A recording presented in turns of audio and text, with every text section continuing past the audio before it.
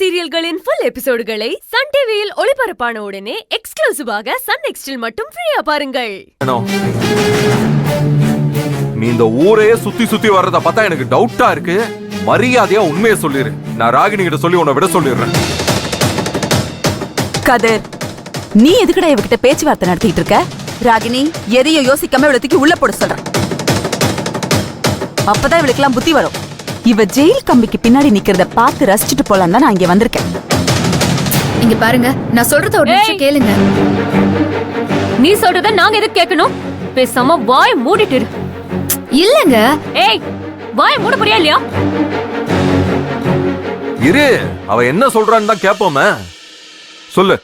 பெங்களூர்ல நடந்தது தப்புதான். ஏதோ மிஸ் அண்டர்ஸ்டாண்டிங்ல நான் தப்பு பண்ணிட்டேன். அதனால உங்களை ஸ்டேஷன்ல கொண்டு போய் நிப்பாட்டிட்டேன். அதுக்கு என்ன எல்லாரும் மன்னிச்சிருங்க. அடேங்கப்பா, நடிப்பு பொழந்து கட்டுறியே, பெரிய நடிகைதான். ஏய், எங்களை என்ன இதெல்லாம் பார்த்து ஏமாந்து போறவங்க நினைச்சிட்டு இருக்கியா? இன்னைக்கு நீ கதற கதறல என் காதால கேட்கணும். அதுக்கப்புறம் தாண்டி நான் வீட்டுக்கே போவேன்.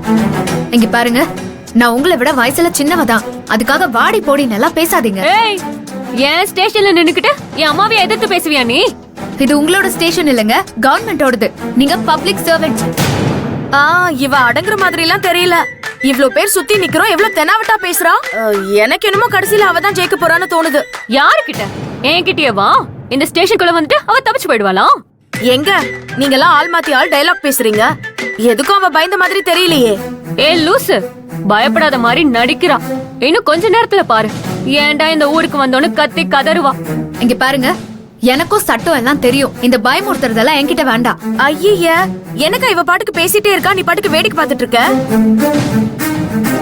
அதானே, போலீஸ் ஸ்டேஷன்ல இருக்கோங்கிற பயம் கொஞ்சம் கூட இல்லாம நிக்கிற.